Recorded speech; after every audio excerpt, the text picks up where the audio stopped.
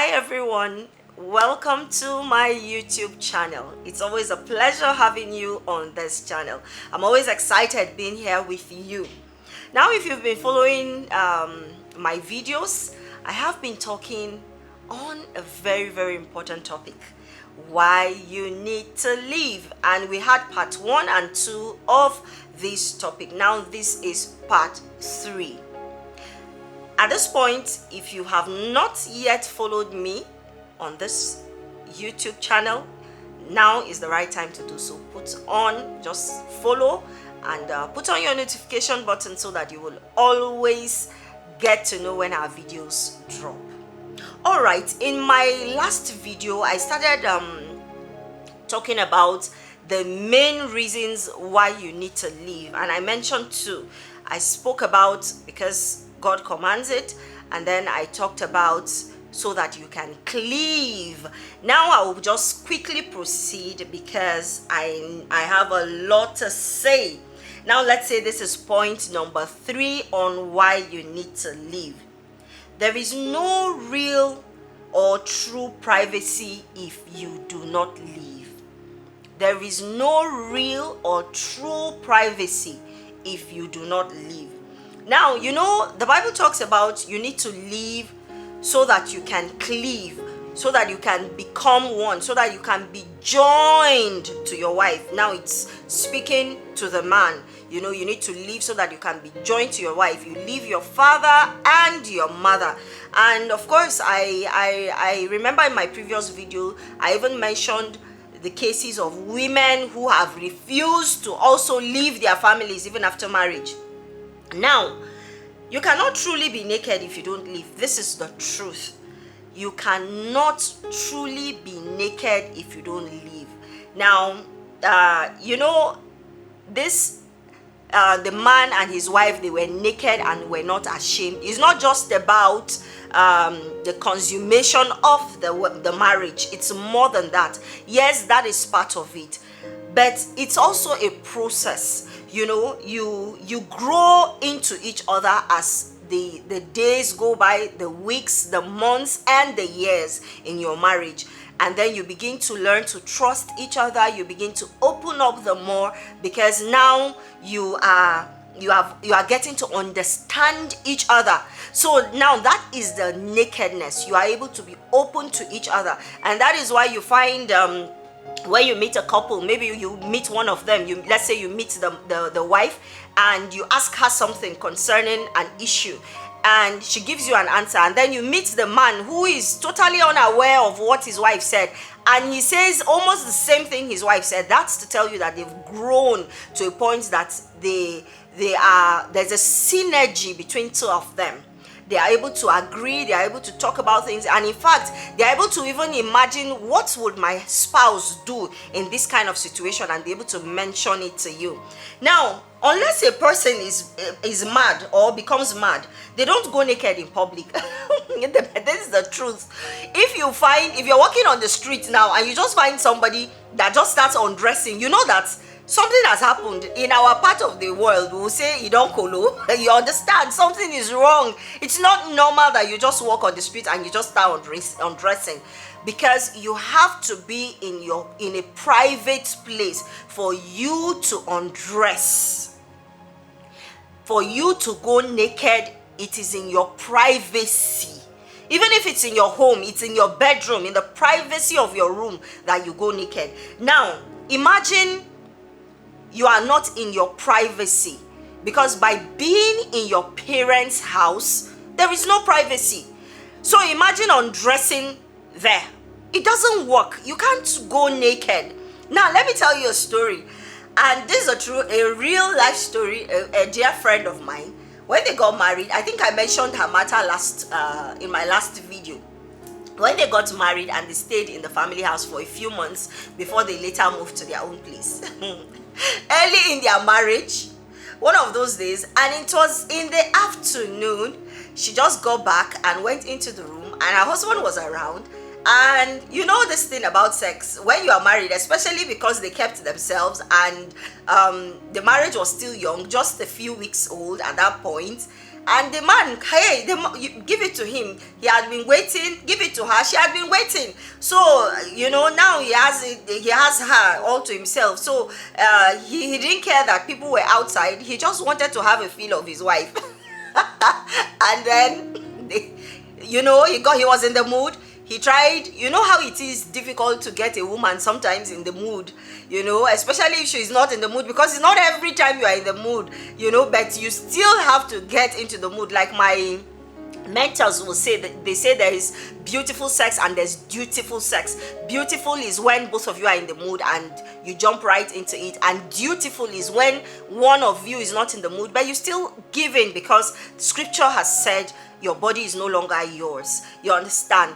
And then this woman gives in, and suddenly, while she was right in the mood and the man was just about to start rolling, his sister comes to the door and is banging and pushing the door and calling her brother, come, I want us to go somewhere.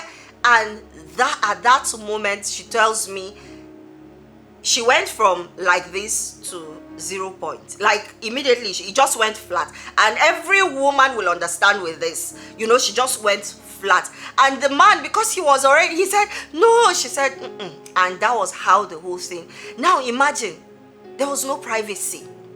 For a newlywed, they were newlyweds, few weeks, so it's not a matter of, they already have kids. No, few weeks old, and such kind of thing was already happening. Now, the truth of the matter is that when you are in that kind of setting, it's difficult to be naked. It's difficult to not be ashamed, because you cannot be naked. I also know a young couple. They got married not too long ago, and one of the challenge the young woman has is that there are a lot of people in her house, a lot of people in her house. And she said one day we were having a discussion with her over the phone, and she said it's so difficult that sometimes I just want to wear something sexy for my husband and move around the house when I know he's coming, but I can't do that because there are people all over the house. And I really felt for her. Now, young man, these are some of the things you make your wife go through if you don't leave. So, point number 3, there is no real or true privacy if you don't leave. Let me move to the next point. Point number 4, you are unfairly judged for even the smallest mistakes. You are unfairly judged even for the smallest mistakes. And now when I say the you, I'm referring to the woman. Remember that it is the man now that has refused to leave his parents' house. So he has brought his wife. She's right under his parents' roof, and they are all together. Now she becomes unfairly judged for even the smallest or the slightest mistakes. You know that we all are a work in progress. Thus, we are weak in one area or the other. We are all, a work in progress. The more we yield to the Spirit, the more He deals with our weaknesses and helps us to overcome them. But however, because we are on this side of eternity, we are, those weaknesses show up one time or the other, and all that. Now, as your marriage progresses, your spouse and you are going to discover, and permit me to add, even be shocked at some things. For example, one of the things you could get shocked at is you probably didn't know that your spouse could snore, and you get married first night and you just hear them snoring and you are shocked. You probably you didn't expect that they snore, and then you find that they are snoring. Or another shocker could be you never expected that when they go to sleep that they drool, and then you just wake up and you see one long mark on the side of their mouth, and you are like shocked. Now these are things that you would discover when you get married. No matter, let me say this to singles at this point, no matter how prepared you are for marriage, how much you work on yourself, which is good. It's good for you to work on yourself, to prepare for marriage and be ready. However, no matter how much you prepare, you will never get to know everything about that person you're getting married to. Some of those things you will discover in your marriage, and some it will take weeks, some months, some years. If you were to ask people that have been married even for 40 years, 50 years, they'll tell you they are still discovering their spouse, as much as they know a lot about them at that point, but they keep making new discoveries each day. Now, that is because we are humans, we change, we revolve, we evolve, we transform, like that. Now, so as your marriage progresses, you're going to discover yourselves, you're going to find some shockers, and then you will get to learn to accept each other the way you both are, and then you now begin to adjust to each other, and then you now begin to work at helping each other with those areas that are areas of strength of weaknesses, because sometimes you might discover that your areas of strength are not the areas of strength of your spouse, and so you begin to bring them together, you begin to refine them, you begin to work on them, you begin to deal with those issues, and then you find the balance. That is why, let me say this to young people, I always say that this is a little digression, I always say that there are root shocks that come if you do not take your time in marriage. And for example, some of those root shocks is, okay, you didn't do your due diligence, and then you get married and you discover that your partner is not into, okay, maybe you are a man and you discover that your partner is not even really into men, she's into women, and you didn't know. Now, these are real shockers, but there are things that are just minor, like the ones I talked about, snoring, these are things that can easily be adjusted, and all manner of things. So you need to learn you need to know these things. So you discover that you begin to adjust to each other, and then you begin to help each other work with your deal with your weaknesses, and this will take time. It's not automatic. That's the truth. It takes time. It is not automatic. However, when you are in a family house, your spouse's weaknesses are unnecessarily magnified, and because you have not gone through the process of discovery, adjustment, acceptance, it will be difficult for you to be patient with your wife or with your husband. Because now, many people are seeing her weaknesses, many people are talking about it, and so you too, you begin to see it in a manner that you are not supposed to see it, and so it becomes difficult for you to be able to be patient with her, even her to be patient with you. This is because it takes time to bond in marriage. If care is not taken, you can begin to even resent each other. That's it. If care is not taken, you could begin to resent each other, because now you are discovering the weakness and you are not liking it. But if you're in your own home, as you are discovering the weakness, you learn to accept and adjust to some things and help even in dealing with these weaknesses. Then, being in a family house exposes the weaknesses of your spouse too soon to people who should ordinarily not know that part of her. You know that there's a part of your spouse that nobody should know about. There are things about your spouse, your husband or your wife, that nobody should know. Nobody has any business knowing about them. But when you keep her in a family house, you expose her to people that should have no business knowing that side of her. Now you make her so vulnerable. Now, this is why I say living is you providing security for your wife. When you leave your family house, your parents' house, you are providing security for your wife. I remember a couple that got married and they stayed in the family house for a bit. And just, I think, a week or so after the wedding, you need to hear the trouble. That, hey, she's lazy, she will not come out and cook, she's not and another couple I know that came, those ones, they don't even live with the parents, but she came to give birth and she had her baby, and barely a week after having the baby, the family were complaining, this one, she's lazy, she won't come out and cook, is she the only person that has ever given birth? And I was like, really? Now, all these things, you can protect your wife from them when you choose to leave. Let me take one more point and then we'll end this video. Too much unrealistic expectations. This is point number 5. Too much unrealistic expectations. There are spousal expectations in marriage. However, in this case, there will be unfounded expectations from the entire family. Sometimes this may lead to outright disrespect from your siblings to your wife, and to your wife to your parents and older siblings. Now, what do I mean by this? When you get married, there are expectations you have of each other.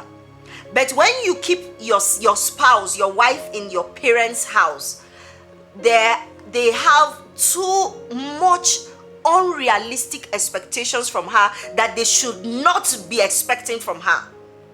Now, if care is not taken, this can bring disrespect from your siblings, especially your younger siblings, towards your wife. They disrespect her because you brought her home, of course. And then there might be disrespect again from a young woman that has not really understood life or what marriage is all about, and you brought her and kept her in your parents' home. She might disrespect your parents or even disrespect your older siblings. Now, this is not an excuse at all, but for the avoidance of these things, you need to take her out of the house. Now, it's never an excuse for any woman to disrespect her husband's parents. Now, when we get to talk about in-laws as a topic, we'll talk about this. There is no excuse at all. But to avoid all these things, make sure you take her out of the house. Now, there are also watchful eyes, part of the expectations. Watchful eyes. Has she conceived yet? Like in Nigeria, they will say womb watchers. There's nobody that watches the womb like the family. Few weeks, 2 weeks, 3 weeks into the marriage, and you discover that everybody is watching.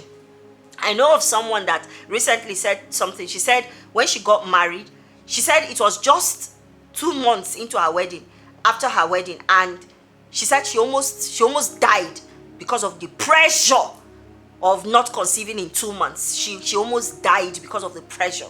Now, you don't need to allow your wife go through this. In fact, that kind of pressure can even hinder her from conceiving, because she can't say she's feverish. Everybody will be looking, maybe you don't enter. Maybe our wife is pregnant now. All those things. Don't allow her go through that pressure. Take her out. You want to get the best of her? Take her out of your parents' house.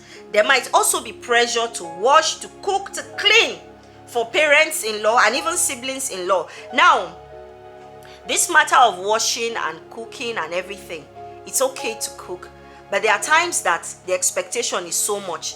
This young woman probably has a job, and your family are expecting her to wash for your parents, to clean the house, to iron for them, to fetch water, to cook, and do a lot of things. And then your siblings sit down and put their legs up.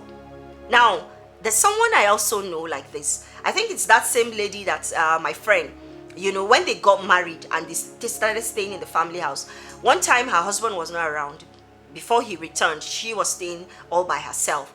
Now, and she was doing a lot. She was washing, she was cooking, she was cleaning, and she had a job to go to.